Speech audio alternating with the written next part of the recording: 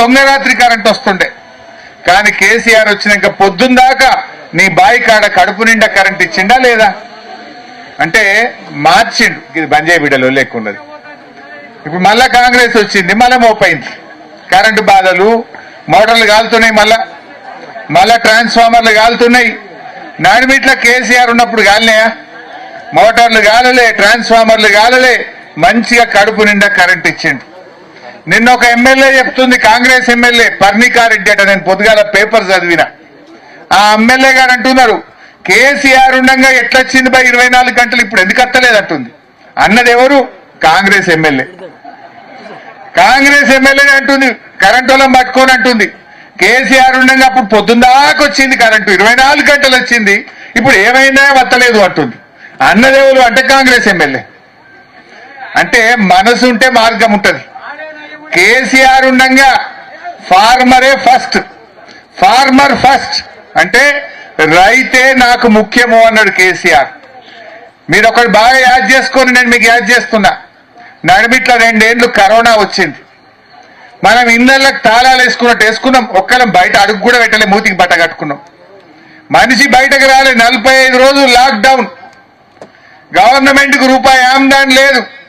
అయినా కేసీఆర్ ఇంత క్యారెట్ మీద మనకు 1500 ఇచ్చిండు, ఇంత బియ్యం పంపిండు 10 కిలోలు, అందరినీ కడుపులో పెట్టుకొని కాపాడుకున్నాడు.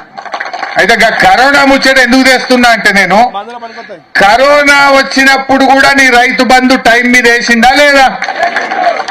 కరోనా కష్టకాలంలో కూడా గవర్నమెంట్కి ఆమ్దాన్ లేకపోతే మంత్రుల జీతాలు బంద్ పెట్టిండు, ఎమ్మెల్యేల జీతాలు బంద్ పెట్టిండు, ఉద్యోగస్తులకు సగం జీతం ఇచ్చిండు, రైతులకు మాత్రం 5,000 రూపాయలు రైతు బంద్ ఇచ్చిండు. అగో అది కేసీఆర్ కు రైతు మీద ఉన్న ప్రేమ. మరి వీళ్ళకేం పుట్టింది ఇప్పుడు? ఏం కరోనా లేదు, ఏమి లేదు, ఏమన్నా ఇప్పుడు? మరి ఇప్పుడు ఎందుకు వస్తలేదు రైతు బంధు? కేసీఆర్ ఉండగా నాట్లు పడే వరకు మీ ఫోన్లన్నీ టింగున మోగినాయా లేవా? ఇప్పుడు నాట్లు అయిపోయా, కలుపు అయిపోయా, మందేస్తిమి. ఇక రేపు మాపు కోతకు రాబట్టే దసరా పండుగ దగ్గరికి వస్తుంది, కానీ రైతు బంధు పైసలు మాత్రం రేవంత్ రెడ్డి ఎత్తలేడు. వేసిండా? మాటలు మాత్రం కోటలు దాటుతున్నాయి. మాట్లాడమంటే అన్ని వంకర మాటలు మాట్లాడతాడు. మరి రైతు బంధు ఎందుకు వేస్తలేడు? ఏం చెప్పినప్పుడు కేసీఆర్ ఉండగా మొదలు 4,000 ఇచ్చిండు, మళ్ళా గెలిస్తే 5 ఇస్తా అంటే 5 ఇచ్చిండు, మళ్ళా గెలిస్తే 8,000 చేస్తా అన్నాడు. కానీ గెలిస్తే మనం చేద్దాం. కానీ వీళ్ళు గెలిచిండ్రు 7,500 ఇస్తా అన్నారు. ఇవాళ ఇప్పటి వరకు సప్పులు లేదు. పోయిన యాసంగిలా 5,000 ఇచ్చిండు, 2,500 ఎగబెట్టిండు. ఈ వానకాలం ఇస్తాము అన్నారు.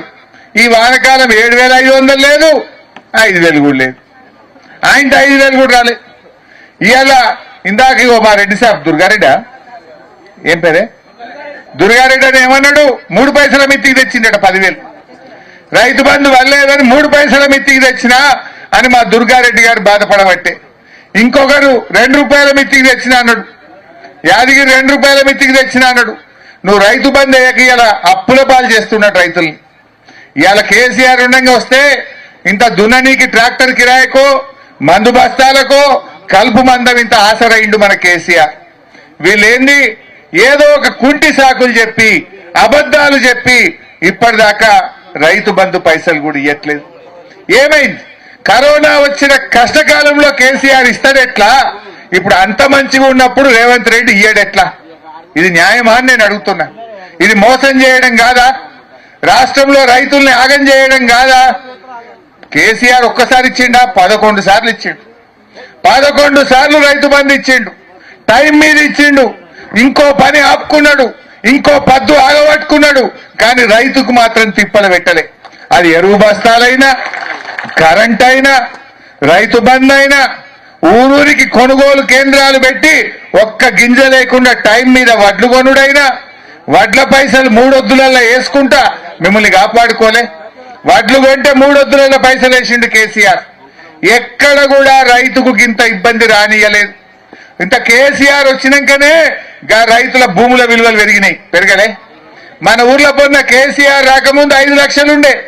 కేసీఆర్ వచ్చి కరెంటు మంచిగా ఇచ్చి, కాళేశ్వరం నీళ్లు తెచ్చి, చెరువులు మంచిగా చేసి, పెద్దవాగు మీద చెక్ డ్యాములు కట్టి కానుగొర్రె మీద ఇన్ని చెక్ డ్యాములు కట్టి మంచిగా 2 పంటలు వండేటట్టు వ్యవసాయాన్ని మంచిగా చేసిండు.